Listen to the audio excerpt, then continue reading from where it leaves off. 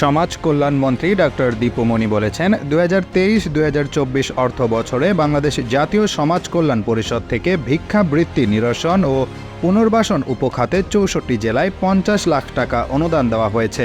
ভবিষ্যতেও এই অনুদান দেওয়ার পরিকল্পনা আছে। রোববার 9 জুন জাতীয় সংসদের অধিবেশনে স্বতন্ত্র সংসদ সদস্য তাহমিনা বেগমের এক সম্পূরক প্রশ্নের জবাবে সমাজ কল্যাণ মন্ত্রী এসব কথা জানান।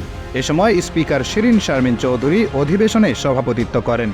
সারা দেশে 17,710 জন ভিক্ষুককে জেলা ও উপজেলা প্রশাসনের মাধ্যমে পুনর্বাসন করা হয়েছে বলেও জানান তিনি। পাশাপাশি ঢাকা শহরে আটক করা ভিক্ষুকদের সরকারি আশ্রয় কেন্দ্রে রেখে প্রশিক্ষণের মাধ্যমে কর্মসংস্থানের ব্যবস্থা করা হচ্ছে। মন্ত্রী বলেন, ঢাকা শহরে জীবন জীবিকার জন্য অন্যের উপর নির্ভরশীল এরূপ ঠিকানাবিহীন কত লোক বসবাস করে তার সঠিক পরিসংখ্যান নেই।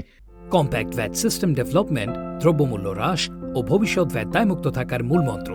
ভ্যাট দায়মুক্ত থেকে লাভজনক ব্যবসা পরিচালনার বিশ্বস্ত সহযোগী দ্য রিয়েল কনসালটেশন। স্বচ্ছ ভ্যাট আইনে দক্ষ ন্যায্য ভ্যাট প্রদানে। নদী ভাঙ্গন, অতিদরিদ্র, রোগ ব্যাধি, অশিক্ষা প্রভৃতি কারণে কিছু লোক ভিক্ষাবৃত্তিতে নিয়োজিত হচ্ছেন, যাদের প্রকৃতপক্ষে সাহায্যের দরকার আছে। তবে কিছু কিছু কর্মবিমুখ লোক সহজ আয়ের পথ হিসেবে ভিক্ষাবৃত্তিকে বেছে নিয়েছেন। এর পাশাপাশি কিছু দুষ্ট চক্র নিজ স্বার্থ চরিতার্থ করার জন্য অসহায় মানুষদের দিয়ে ভিক্ষাবৃত্তি করাচ্ছেন। ভিক্ষুক মুক্ত করার লক্ষ্যে ভিক্ষাবৃত্তি সমাধানে সরকার 2010-11 অর্থ বছর থেকে ভিক্ষাবৃত্তিতে নিয়োজিত জনগোষ্ঠীর পুনর্বাসন ও বিকল্প কর্মসংস্থান শীর্ষক কর্মসূচি গ্রহণ করেছে। এই কর্মসূচির মাধ্যমে সারা দেশে ভিক্ষুকদের পুনর্বাসন করা হচ্ছে। ইতিমধ্যেই 17,710 জন ভিক্ষুককে জেলা ও উপজেলা প্রশাসনের মাধ্যমে পুনর্বাসন করা হয়েছে। তিনি জানান, সারা দেশের ভিক্ষুকদের ডাটাবেস তৈরির পরিকল্পনা গ্রহণ করা হয়েছে।